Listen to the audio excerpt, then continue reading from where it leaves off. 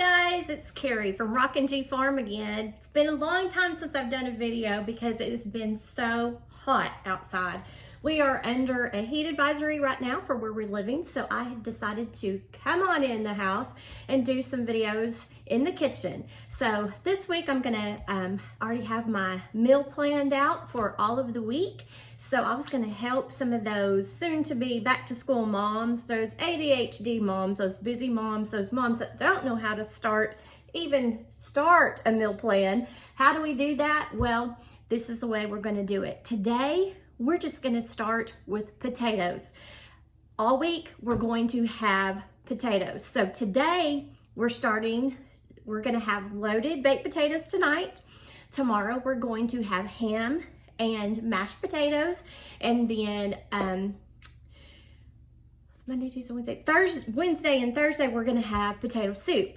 And I've already have the bacon for the potato soup because we had a brunch in honor of my mom and dad's anniversary yesterday, and we had some bacon left over, so I've got the bacon already done for that, so yay! So let me go ahead and kind of stop a little bit and get you started on your week of potatoes. Okay, so how many out there are empty nesters? Or you just cook for a small family? Well, I used to cook for a family of 5. Now we're a family of 2. We are empty nesters, so that is a large jump. A lot of the times my husband and I just say, well, what do you want for supper? What do you want for supper? I don't know. So we've decided to get back on the meal planning. I did that for a little bit when we first moved in, and we did good. We did great.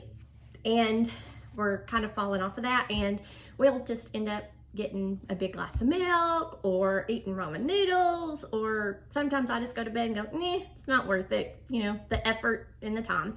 So I'm going to show y'all how to transform your life from a chaotic dinner time to a planned, smooth dinner time that you can have a meal at the table with your family, or if people need to eat at different times, their meal's already done. You don't have to worry about it. They can come in, fix them a plate whenever they have time to eat, and they can go on their merry way.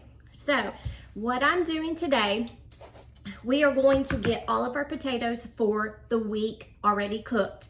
So we're having loaded baked potatoes tonight.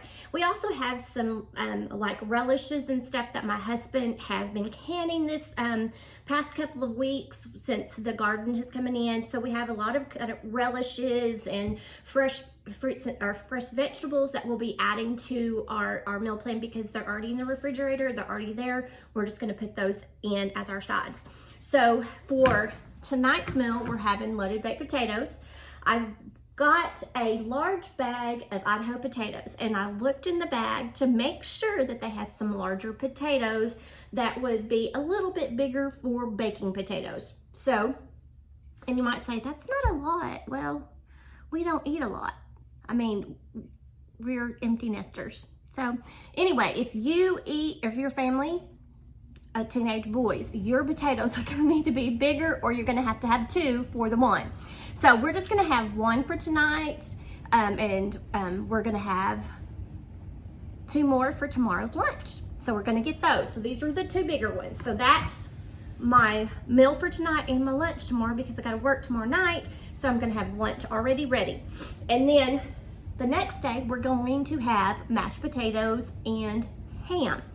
And then some sides from our refrigerator from the relishes that we have made from the garden. So I have learned, since we're cooking for a smaller amount of people, that usually 1 potato equals 1 serving size for 1 person. Now, like I said, if you have growing football boys or basketball or baseball boys, soccer boys, whatever, softball girls, whatever, they might need 2. So just kind of play with that a little bit and start making with 1.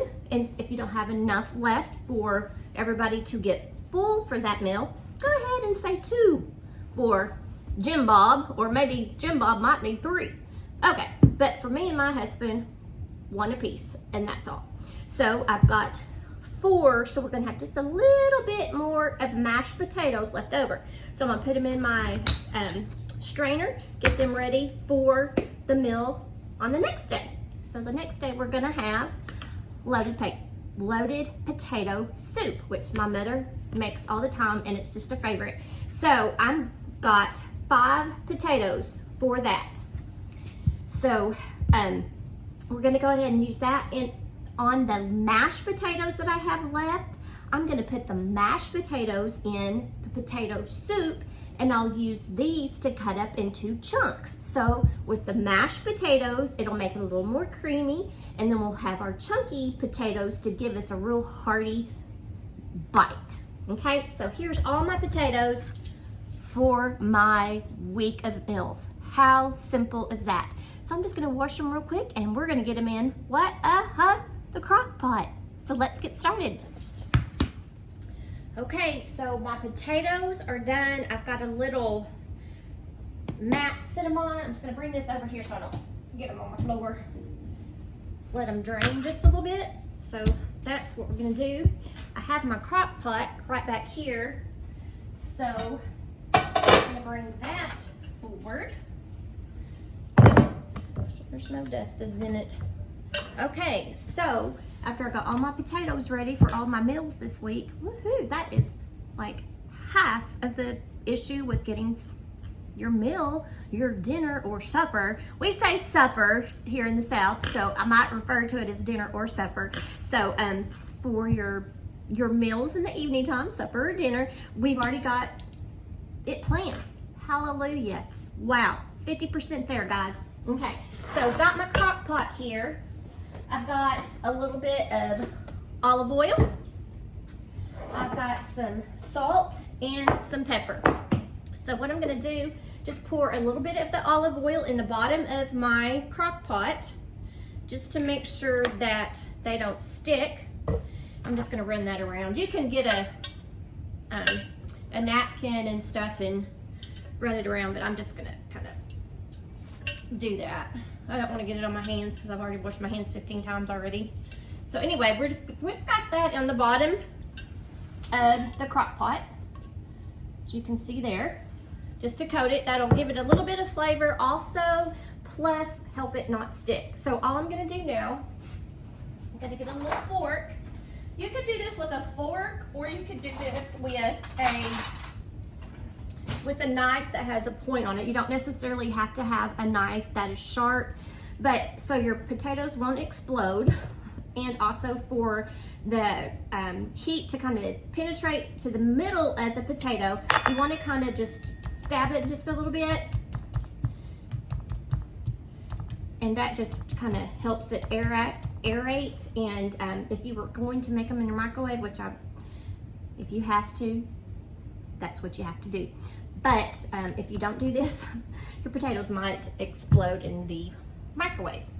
But we're just going to poke a couple of holes in them, help the steam come out, and I'm just placing them on the bottom of the crock pot.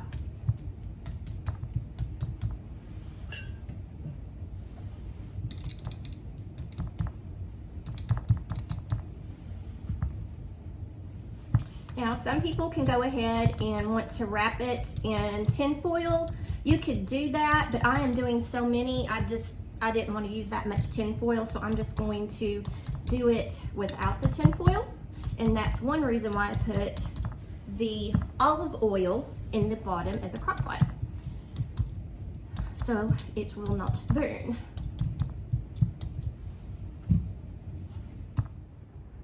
Okay, you can see here, I've got my first layer of potatoes in the bottom of the crock pot.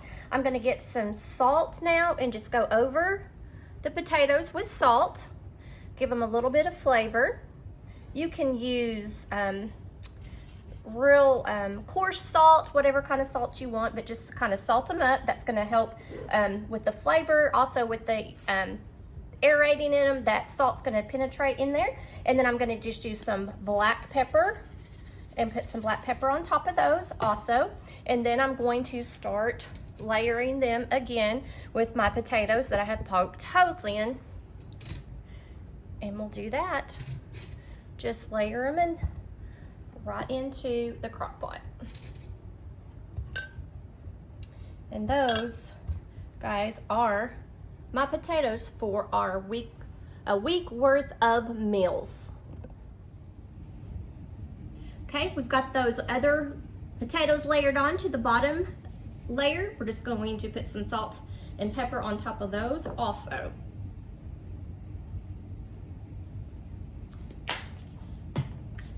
And then I think I'm gonna drizzle them just a smidge with some olive oil, just for a little bit more flavor. Not a lot, just a little. Okay. So now we are almost done, ladies and gentlemen. We're gonna start this crock pot up. Okay, potatoes are in the crock pot. The crock pot's ready. I'm gonna put that's probably about a half a cup of water in here, just to kind of help it steam those potatoes while it is cooking.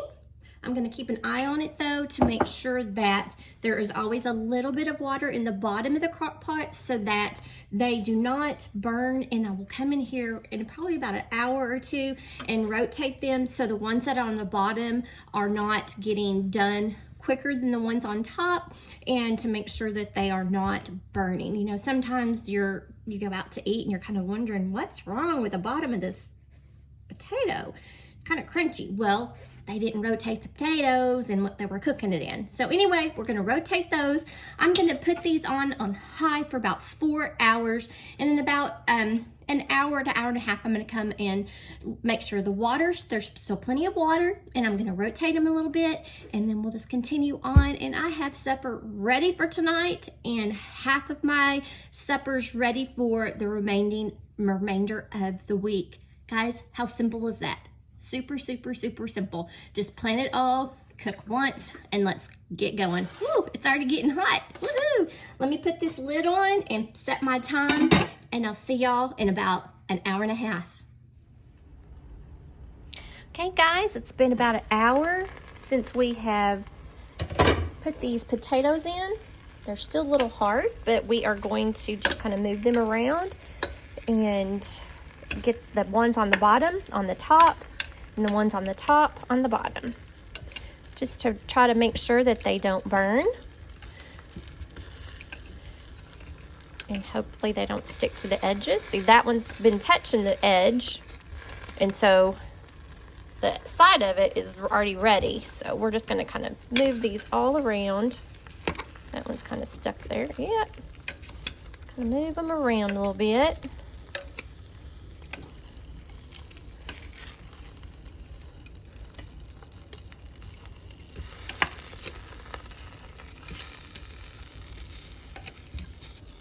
There we go. And the ones that kind of got stuck on the edge, we can use those for our mashed potatoes.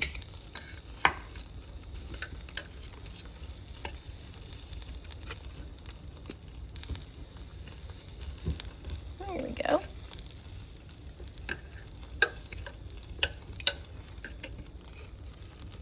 And there we go. Got our potatoes in there. I'm going to put the lid back on. Actually, I'm going to put just a tad more water in it. It still has some water in the bottom. I kind of want it to start steaming just a little bit. See, it has some water in there in the bottom. But I want it to steam just a little bit more for these potatoes. Okay, I'm just going to go right across the top of them a little bit. There we go. So for the second night, we tried loaded mashed potatoes instead of mashed potatoes, and this is the only picture I have of all the meals that we did for the week. I hope that you have a chance to make a meal plan for your family and enjoy your sweet treat for the week. Thanks for joining us, and make what you have beautiful.